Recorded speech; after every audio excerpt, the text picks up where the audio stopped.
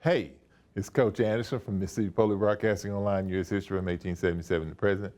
And today we are going through the last lesson for U.S. History Review from 1877 to present. And we'll start by telling you this here, that when it comes to this test, you have to have a good baseline knowledge. And we're talking about contemporary U.S. presidents today. And we're going to look at in 1992, starting with Bill Clinton and going through Joseph Robinette Biden into 2025, of course, and then the subsequent presidency with Donald Trump, who succeeds Biden and is elected the 47th president of the United States of America. So what we're going to do is look at Standard 12. This is 1992, the president explained key domestic issues as well as America's role in the changing world from 1992 to present.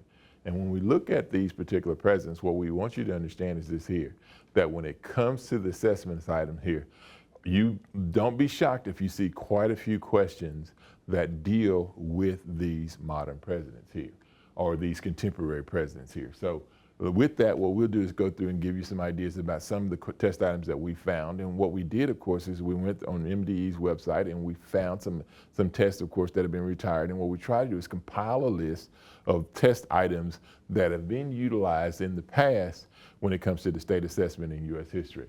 So what we'll do, of course, is we'll start today by looking at some of the test items. And we've also created a few test items in here that we've thrown in here that might be helpful also. The first question is which factor best explains why the United States entered into the North American Free Trade Agreement, or NAFTA, in 1994? A, to reduce trade restrictions with neighboring countries, to standardize wages across the participating countries, C, to increase job opportunities for immigrants in the United States, D, to allow for the elimination of national borders with Canada and Mexico. Well, the answer very simply is to reduce trade restrictions between neighboring countries, particularly Canada and Mexico and the United States. Next question that we have is what effect did Operation Iraqi Freedom, which lasted from 2003 to 2011, have on the role of the United States in the Middle East? A, the U.S. role in the Middle East shifted from that of a trade partner to that of a peacekeeper. The U.S. role in the Middle East shifted from a peacekeeper to that of an economic advisor. The United States shifted to a less active role in the Middle East after deposing former Iraqi dictator. Well, we know that's not the case because the United States of America, after fighting in the war, became more involved in the area, so we can eliminate that just based on that. D, the United States shifted to a more active role in the Middle East by providing new Iraqi government with security against insurgents. And the best answer is the United States of America became more involved. So D is the best answer here. All right, which statement describes the significance of the 1994 party policy document referred to as the Contract with America? It was proposed and passed by the Speaker of the House with the Republican majority and Newt Gingrich. It helped Democrats and said, once again, Newt Gingrich, Republican, so anything had to do with Democrats, automatically get rid of. So it helped Republicans gain control of both houses of Congress. It helped Republicans gain support for key Democratic strategists. And the answer is Contract with America. Gave the Republican control of both houses of Congress. Which type of spending has been most responsible for the growth in the national debt? Spending on national defense and homeland security, spending on unemployment compensation and education, spending on programs related to health care and services and retirement, spending on programs related to global warming and international affairs. Well, most of our money, tax dollars and revenue goes towards the entitlements. Social Security, Medicare, and Medicaid. This chart shows the results of the 2016 U.S. presidential election. Hillary Clinton, 232 electoral votes. Donald J. Trump, 306 electoral votes. Popular vote, Clinton, 65,853,625. Donald J. Trump, 62,985,106. Well, I'm not a math whiz, but I do know that 65 million is more than 62 million. But Donald Trump still becomes president of the United States of America. And that's a whole nother can of worms. You don't become president of the United States of America based on the popular vote. You become president based on the number of electoral votes that you receive based on the popular vote. What was considered to be somewhat unusual about the outcome of this election? The winner of the election lost the popular vote. Well, he lost, that's true. The winner of the election lost the electoral vote. Nope. The Senate determined the winner of the election. Nope. The House of Representatives determined the winner of the election. The best answer is that the winner of the election lost the popular vote. What major foreign policy action was taken by President Joe Biden in 2021?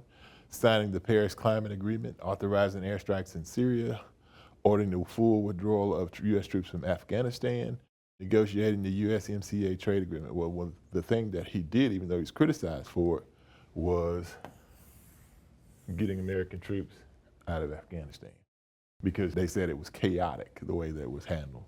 Which of the following is a major domestic policy comes from Joseph Robinette Biden?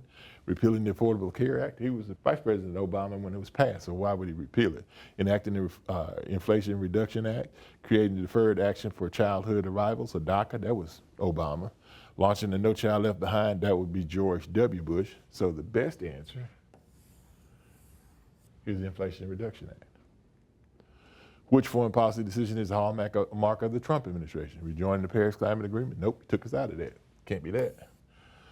Withdrawing from the transatlantic partnership, establishing the Iran nuclear deal, launching the NATO mission in Syria?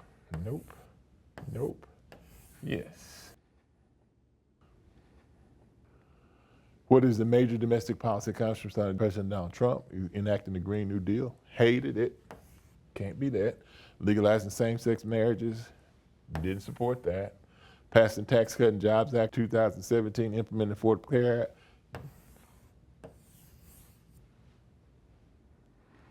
Which foreign policy milestone occurred during President Obama's tenure? Invasion of Iraq, withdrawal from NATO, killing of Osama bin Laden in Pakistan, withdrawal for the Paris Agreement. Not that, not that, not that. But if you paid attention to our overview, you would know that's what he did. SEAL Team 6. Which piece of legislation is considered President Obama's a signature domestic achievement? Well, it's Obamacare. Come on, everybody. Come on now. What was the major domestic policy initiative under George W. Bush? Enacting the Affordable Care Act, creation of Homeland Security Department, legalization of recreational marijuana, repeal of the Glass-Steagall Act? Nope, nope, nope. Yes.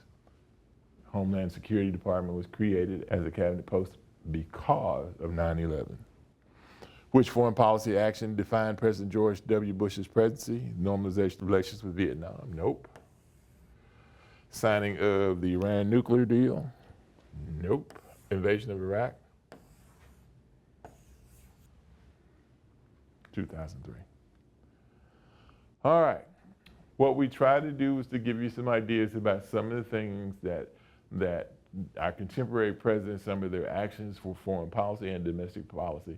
And there wasn't a lot of questions here, but you have to understand something. That does not mean that when the test, of course, is being formulated, being created, that they will skimp on these questions. You have to understand that it is an evolving process. And we know that a lot of these test items are going to come from standards 10, 11, and 12.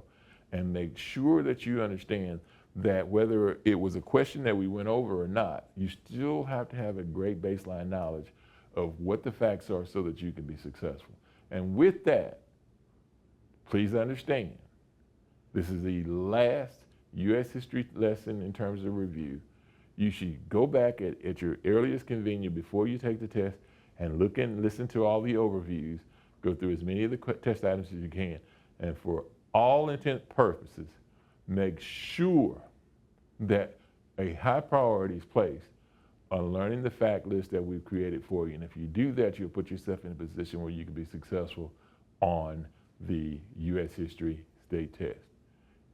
Keep in mind what I've told you. It is the most important test because it's the last test. And the one thing that you don't want to do is to have the U.S. History State Test holding over your head as a senior. We want you to be able to ease through your senior year with as little stress as you can so you can prepare for that next big step when it comes to your education.